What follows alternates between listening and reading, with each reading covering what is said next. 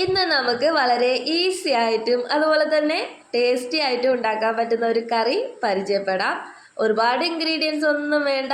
ഒരു കവർ പാല് വേണം, ഒരു പൊട്ടാറ്റോ, ഒരു ക്യാരറ്റ്, പിന്നെ എരിവിന് ആവശ്യത്തിന് പച്ചമുളക്, പിന്നെ ഒരു സവാളയും കൂടി ഞാനിതിലേക്ക് ചേർക്കുന്നുണ്ട്.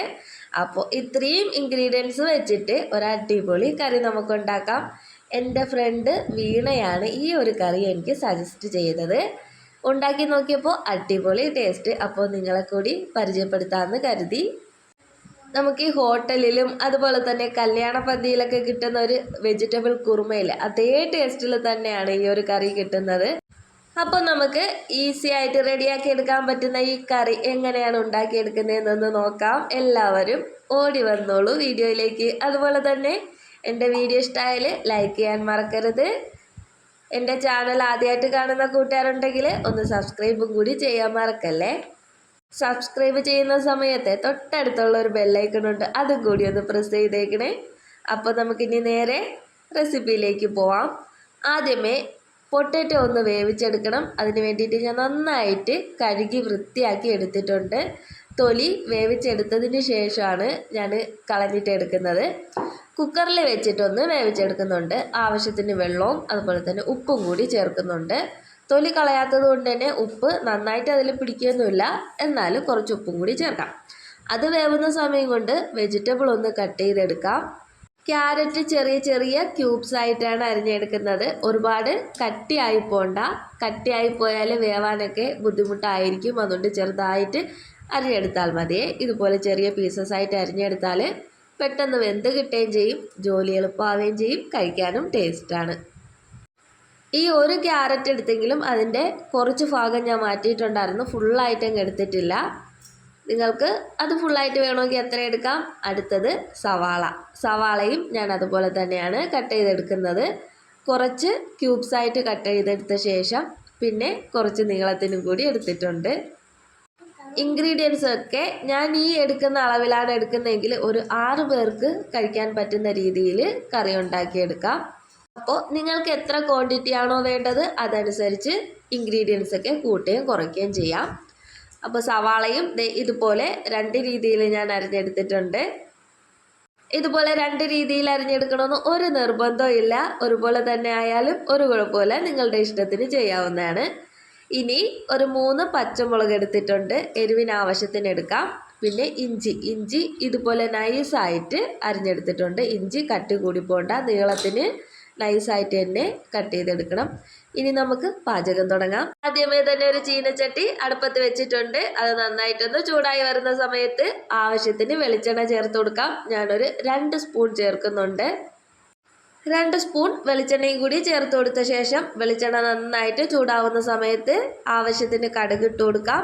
കടുക് നന്നായിട്ടൊന്ന് പൊട്ടി വരുന്ന സമയത്ത് നേരത്തെ എടുത്ത് വെച്ചിട്ടുള്ള വെജിറ്റബിൾസ് എല്ലാം ഓരോന്നോരോന്നായിട്ട് ചേർത്ത് കൊടുക്കാം. ഓരോന്നായിട്ട് ചേർത്ത് കൊടുക്കുന്നുണ്ടെങ്കിലും എല്ലാം ഒരുമിച്ച് തന്നെയാണ് വഴറ്റിയെടുക്കുന്നത്. ഓരോന്ന് വഴറ്റി എടുക്കേണ്ട ആവശ്യമില്ല. അങ്ങനെ ഒന്നും സമയം കളയേണ്ട, എല്ലാം കൂടെ ഒരുമിച്ച് അങ്ങ് വഴറ്റിയെടുത്താൽ മതി. ആദ്യം ഇഞ്ചി ചേർത്ത് കൊടുത്തു, പിന്നെ സവാള, അത് കഴിഞ്ഞ് ക്യാരറ്റ്, പിന്നെ പച്ചമുളക്. ഇതെല്ലാം കൂടി ഇനി നന്നായിട്ടൊന്ന് വഴറ്റിയെടുക്കണം. ഈ സമയത്തെല്ലാം മീഡിയം ടു ലോ ഫ്ലെയിം ഇങ്ങനെ വെച്ചിട്ട് വേണം ചെയ്യാൻ. ഹൈ ഫ്ലെയിമിൽ വെച്ചാൽ പെട്ടെന്ന് കരിഞ്ഞു പോകാൻ ചാൻസ് ഉണ്ട്. പിന്നെ ആദ്യമൊക്കെ കുറച്ച് നേരം ഹൈ ഫ്ലെയിമിൽ വെച്ചിട്ട് ചെയ്താലും കുഴപ്പമില്ല. പിന്നെ തുടർച്ചയായിട്ട് ഇളക്കി കൊടുക്കണമെന്നേ ഉള്ളൂ, അടിക്ക് പിടിക്കാതെ. ഇനി ഈ വെജിറ്റബിൾസൊക്കെ ഒന്ന് വാടി വരുന്ന സമയത്ത് 1-2 പ്രാവശ്യം ഒന്ന് മൂടി വെച്ചിട്ട് ആ ആവിയിലൊന്ന് വേവിച്ചെടുക്കാം. ഇടയ്ക്കിടയ്ക്ക് മൂടി മാറ്റി കൊടുക്കാം. എന്നിട്ട് നന്നായിട്ട് അടിക്ക് പിടിക്കാതെ ഇതുപോലെ ഒന്ന് ഇളക്കി കൊടുക്കണം.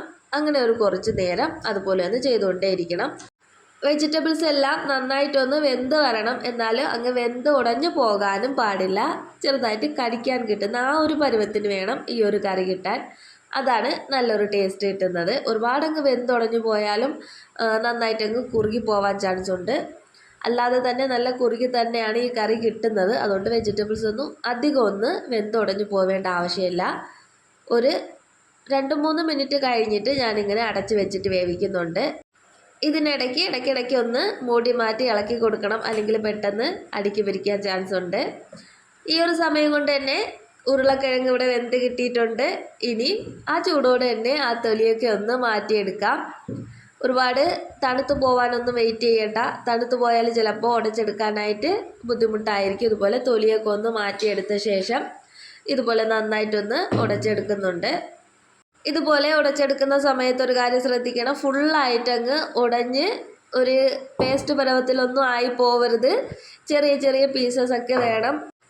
പിന്നെ സ്പൂൺ വെച്ചിട്ട് വേണമെങ്കിലും ഉടച്ചെടുക്കാം, കൈ വെച്ചിട്ട് വേണമെങ്കിലും ഉടച്ചെടുക്കാം. പിന്നെ നല്ല ചൂടായതുകൊണ്ട് കൈ വെച്ചിട്ട് ബുദ്ധിമുട്ടായിരിക്കും. ഇതുപോലെ കിട്ടിയിട്ടുണ്ട്. ചെറിയ ചെറിയ പീസസും അതുപോലെ തന്നെ കുറച്ചൊക്കെ നന്നായിട്ട് ഉടഞ്ഞ് ആ ഒരു പരുവത്തിനാണ് കിട്ടിയിട്ടുള്ളത്. ഈ ഒരു സമയം കൊണ്ട് നമ്മുടെ വെജിറ്റബിൾസൊക്കെ ഏകദേശം ഒന്ന് വെന്ത് കിട്ടിയിട്ടുണ്ട്. ഒരു 1/4 ഭാഗത്തോളം വെന്ത് കിട്ടിയിട്ടുണ്ട്. ഇത്രയും തന്നെ മതിയാവും. ഇനി ഇതിലേക്ക് ആവശ്യത്തിന് മസാലകളൊക്കെ ചേർത്ത് കൊടുക്കാം. മസാലകൾ കൂടുതലൊന്നും ചേർക്കുന്നില്ല. ഒരു 1/4 ടീസ്പൂൺ മഞ്ഞൾപ്പൊടിയും അതുപോലെ തന്നെ ഒരു 1/2 ടീസ്പൂൺ ഗരം മസാലയും. ഇത് രണ്ടും മാത്രമാണ് മസാലയായിട്ട് ഈ ഒരു കറിയിലേക്ക് ചേർക്കുന്നത്. പക്ഷേ മസാലയായിട്ട് ഇത് രണ്ടും മാത്രമേ ഉള്ളെങ്കിലും ഇതിൻ്റെ ടേസ്റ്റ് അടിപൊളിയാണ്. ഈ ഒരു കറി കൂട്ടുമ്പോൾ ഈ ഗരം മസാലയും മഞ്ഞൾപ്പൊടിയും മാത്രം ചേർത്തിട്ടാണ് ഈ കറി റെഡിയാക്കിയെന്ന് തോന്നത്തേ ഇല്ല. ഇനി ആവശ്യത്തിന് ഉപ്പും കൂടി ചേർത്ത് കൊടുക്കുന്നുണ്ട്.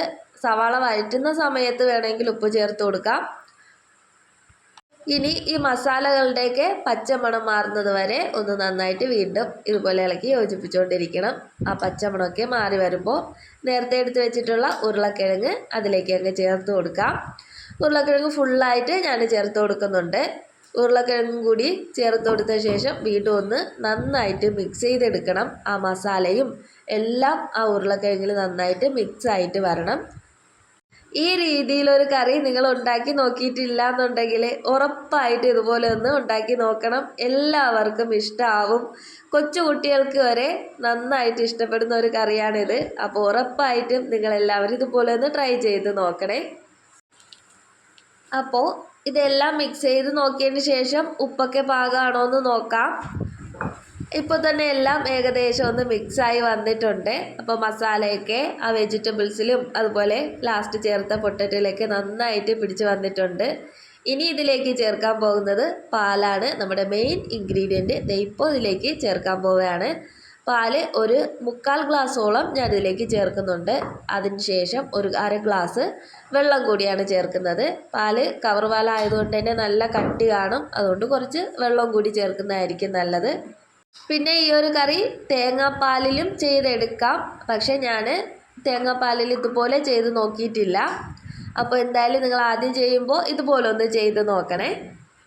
ഞാൻ ആദ്യം പറഞ്ഞതുപോലെ എൻ്റെ ഫ്രണ്ട് വീണയാണ് എനിക്ക് ഈ ഒരു കറി ഇൻസ്റ്റഗ്രാമിൽ കണ്ടിട്ട് ആ ഒരു വീഡിയോ എനിക്ക് അയച്ചു തന്നത്.